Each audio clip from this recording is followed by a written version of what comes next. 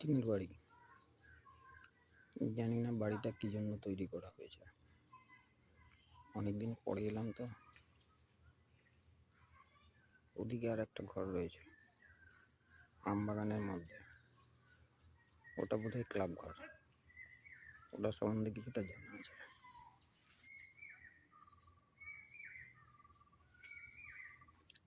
চারিদিকে বিস্তর আমবাগান। আমবাগানটা বেশ বড়।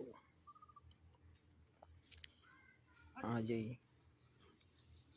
আমবাগানের মধ্য দিয়েই যে হাঁটা পথ রয়েছে, এই হাঁটা পথেই আমার গমন। সামনের দিকে একটা পাড়া আছে, ওই পাড়ায় যেতে হবে। তো দেখতে থাকুন জায়গাগুলো কেমন লাগছে।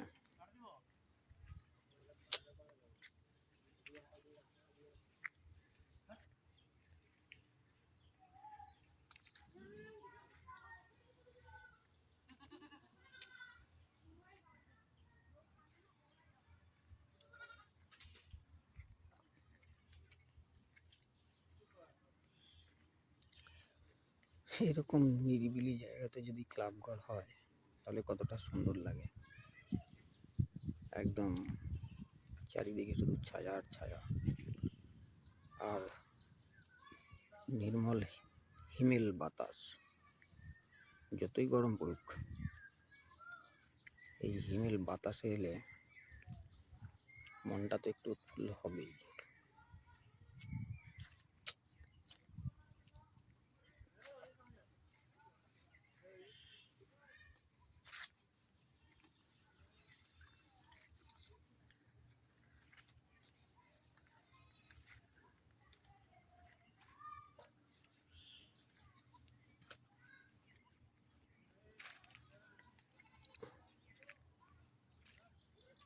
ওই দূরে পাড়া কিন্তু এখনো দেখা যায় না।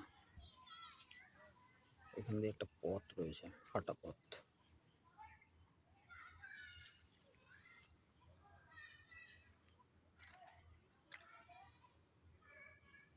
এখানে বেশ কিছুটা জায়গা জুড়ে হলুদ লাগানো হয়েছে।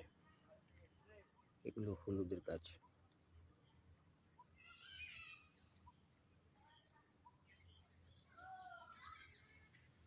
পথটা বেশ ভালোই লাগছে। গরু চড়ছে, ছাগল চড়ছে।